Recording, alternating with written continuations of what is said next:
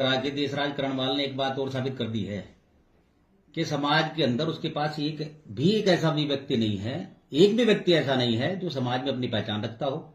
और सुबोध राकेश और राकेश परिवार के ऊपर जिस प्रकार से उसने घटिया आदमी के माध्यम से उंगली उठाने का काम किया है, निश्चित रूप से मैं कहना चाहता हूं कि बहुत घटिया हरकत देशराज करणवाल की है। अगर उसके अंदर हिम्मत है तो खुद सामने आए, खुद आरोप प्रत्यारोप की बात जो कर रहा है खुद आके करे।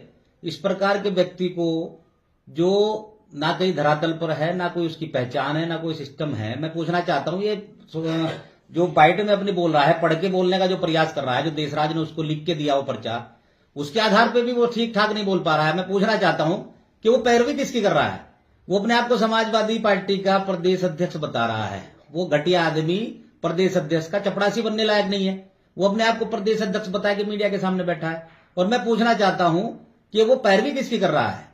वो करुणा करणवाल की पैरवी कर रहा है, वो यहाँ के नगर पंचायत से जो हमारा भारतीय जनता पार्टी का प्रत्याशी था उसकी पैरवी कर रहा है, या देशराज करणवाल की पैरवी कर रहा है? करना क्या चाहता है ये बात भी उसकी बाइट में समझ नहीं आ रही है। तो निश्चित रूप से मैं कहना चाहता हूं कि ऐसे लोगों को, पार्टी को ऐसे लोगों का संज्ञान लेना चाहिए। जिस प्रकार से घटिया हरकत देशराज करणवाल यहां पर कर रहा है और जिस प्रकार से उसने अपनी बेटी के साथ, समाज की बेटी के साथ ये गलत दुर्व्यवहार किया है, उसका संज्ञान समाज के लोग ले रहे हैं। और निश्चित रूप से आने वाले समय में देशराज करणवाल को समाज में बैठने की भी जगह नहीं मिलेगी। इस प्रकार की स्थिति आज समाज के अंदर उस व्यक्ति की हो गई है। और मैं कहना चाहता हूं संगठन के भी अपने सम्मानित नेताओं से कि ऐसे घटिया लोगों से जो पार्टी की छवि खराब कर रहे हैं, पार्टी की व्यवस्था को पूरी तरह से खराब करने का काम कर रहे हैं, ऐसे नेताओं का संज्ञान लेते हुए उन पर कार्रवाई होनी चाहिए। ये दिखाना चाहता हूं कि इस व्यक्ति की औकात क्या है। ये देखिए, आपको कैसा लगा? यही आदेश पालीवाल है। ये रचित भाई सुबह से 6 बजे से पूरे गांव में घर घर, डोर टू डोर, घर घर घूम रहे हैं। और जो पब्लिक का, गांव के लोगों का, सम्मानित युवाओं का जो रुझान लगा, मुझे बहुत अच्छा लगा। मैं भाई साहब से प्रार्थना की, मगर भाई साहब सुबह से आप 6 बजे निकले हुए तो एक चाय हो जाए, तो मुझे बहुत अच्छा लगा। भाई साहब, रचित भाई हमारे आवास पहुंचे। चाय और पराठे का आज दलित भोज पर रचित अग्रवाल जी ने खुलूफ उठाया। जी जी बिल्कुल बिल्कुल साहब। सुबह से मैंने कहा सुबह से 6 बजे से निकले हुए तो थोड़ा ठीक रहेगा, एक चाय हो जाएगी, पराठा हो जाएगा, तो मुझे ये बिना भेदभाव के ये इस व्यक्ति की औकात है। ये भारतीय जनता पार्टी के प्रत्याशी की अभी इसने अभी इसी चुनाव में वर्करी करी है। वार्ड नंबर 1 खानपुर का सदस्य निवासी है। और 15,000 का चुनाव को यही आदेश पालीवाल, आपने यही बैठा आपके सामने, मीडिया के सामने ये व्यक्ति था। अब आपको मैं इसकी हकीकत बताना चाहता हूँ। पहली बात तो ये वजूद इसका ऐसा नहीं है कि इसके बारे में हमें बात करनी चाहिए, पर इसने कुछ आरोप लगाए हैं हमारे ऊपर, तो जवाब देना जरूरी है। मैं निश्चित रूप से कहना चाहता हूं कि व्यक्ति जो आप लोगों के सामने बैठा था, इसने चश्मा भी ये दूसरे का ही दिया हुआ पहना हुआ है। ये जो कपड़े पहने बैठा है ये भी उसी व्यक्ति के जिसने ये सब ड्रामा उससे कराया है। मैं आपसे बताना चाहता हूं कि इस आदमी का धरातल पे कोई वजूद नहीं है, समाज में इसको कोई जानता नहीं है, पहचानता नहीं है। समाज क्या होता है इन लोगों को आज तक जानकारी नहीं है। मेरे परिवार के ऊपर जो आरोप इनके माध्यम से लगाए जा रहे हैं पूरी तरह निराधार है। हमने पहले भी चैलेंज के साथ कहा है मीडिया के माध्यम से, जिन लोगों भी आरोप हमारे ऊपर लगाए हमने उनको भी हमेशा चैलेंज के साथ कहा है कि कोई आरोप हमारे ऊपर साबित करके दिखाए। तो निश्चित रूप से हम जनता के व्यक्ति हैं, जनता के बीच में 24 घंटे रहते हैं। ये बोल रहा है कि 3-3 बीडीसी सदस्य हैं राकेश परिवार के घर में। मैं कहना चाहता हूं ये जनता ने बनाया है, राकेश परिवार ने खुद नहीं बना लिए हैं। ये जनता के द्वारा निर्वाचित किए गए हैं। बना के दिखाओ कोई और नेता। मैं कहना चाहता हूं निश्चित रूप से कि ऐसे आरोप लगाना बहुत आसान काम है, लेकिन इन चीजों को निभाना, जिस प्रकार से 24 घंटे सुबोध राकेश जनता के बीच में रह के काम करता है और पार्टी की व्यवस्था है, निश्चित रूप से मैं कहना चाहता हूं पार्टी के साथ पूरी तरह से इस चुनाव में हम रहे हैं और जगा रहे हैं। और जिन प्रत्याशियों की बात ये कर रहा है उनका इतिहास भी सब लोग जानते हैं कि उन्होंने आज तक जिस पार्टी में रहे हैं उस पार्टियों के साथ क्या किया है। और बात रही आदेश पालीवाल की, मैं जहां तक समझता हूं एक जोकर टाइप आदमी है, दूसरों की गुलामी करने वाला। समाज में कोई अस्तित्व नहीं है, समाज में कोई पहचान नहीं है। बात रही करुणा करणवाल की, करुणा करणवाल के पेट में छुरा किसने घोपा है ये सारी जनता जानती है। उस बेटी ने समाज की हमारी मीडिया के सामने बता भी दिया है कि किसने उसके साथ गलत किया है, किस प्रकार से उसका उत्पीड़न, उसका सगाताव होने के बाद भी देशराज करणवाल और उसकी ताई वजंतीमाला ने किया है। और उसको इतना उत्पीड़न उसका किया कि उसको मजबूर होना पड़ा उनको छोड़ के अपने घर में रहने के लिए। अगर वो अपने घर में रह के अपने व्यवस्था के साथ ब्लॉक प्रमुखी को चला रही थी तो निश्चित रूप से मैं कहना चाहता हूं कि हमें पूरा विश्वास है कि हमारी पार्टी भारतीय जनता पार्टी है और निश्चित रूप से बेटी बचाओ बेटी पढ़ाओ का नारा आदरणीय मोदी जी आदरणीय धामी जी ने दे रखा है।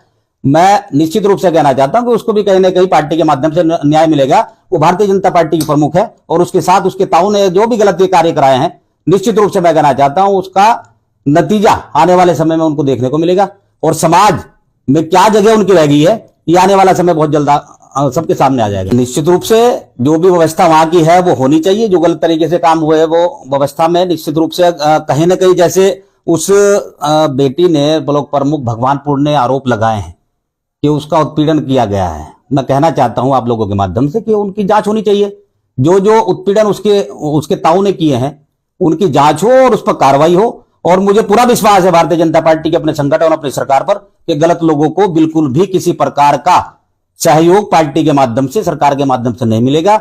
और जो सही है, सही रास्ते पर चलते हुए हमारी पार्टी सही निर्णय के साथ आगे बढ़ेगी और सही निर्णय भविष्य में लेगी, बिल्कुल उठाया जाएगा। ये जो आरोप उसने मेरे ऊपर लगवाए हैं, आजकल ये जो आदेश पालीवाल नाम का जोकर जो आपके सामने बोल रहा था, ये उसी का प्यादा है। और निश्चित रूप से मैं कहना चाहता हूं कि इसके बारे में भी हम पार्टी फोरम पर बात करेंगे कि एक सम्मानित परिवार के खिलाफ इस प्रकार के लगन जो आरोप उसने लगवाए हैं वो साबित करे। और मैं उसको नोटिस भी जारी करूंगा, उसके खिलाफ मुकदमा भी हम कराएंगे, या तो वो साबित करे, वरना निश्चित रूप से मुकदमा दर्ज होगा और मानहानि का केस हम उसके ऊपर करेंगे और जिसने ये कराया उसके ऊपर भी करेंगे। एक चर्चा मेरे विरोधियों ने पूरी तरह हवा में चलाई हुई है, उड़ाई हुई है कि राकेश परिवार एक हो गया है। मैं कहना चाहता हूं निश्चित रूप से पारिवारिक व्यवस्था एक अलग चीज है, लेकिन राजनीति की बात अगर करें तो राजनीति के तरीके से होती है। और राजनीति हम सब दोनों, ममता राकेश जी हो या सुबोध राकेश हो, आमने सामने की राजनीति हमारी रही है। 2 चुनाव हम लड़ चुके हैं, आगे की फिर तैयारी है।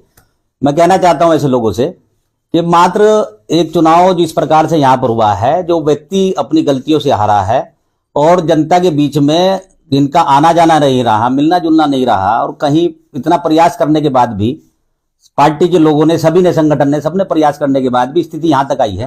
तो ऐसे लोगों की हार का जो आरोप लगाना, जहां तक मैं समझता हूं, ये अच्छी बात नहीं है। और इसका संज्ञान पार्टी ले, निश्चित रूप से मैं कहना चाहता हूं संज्ञान पार्टी ले, और ले रही है पार्टी संज्ञान इस बात का कि जिस प्रकार से ये लोग अपनी कमियों में हारे हैं और आरोप उंगली सुबोध राकेश की तरफ उठाई जा रही है, वो कहीं ना कहीं गलत है।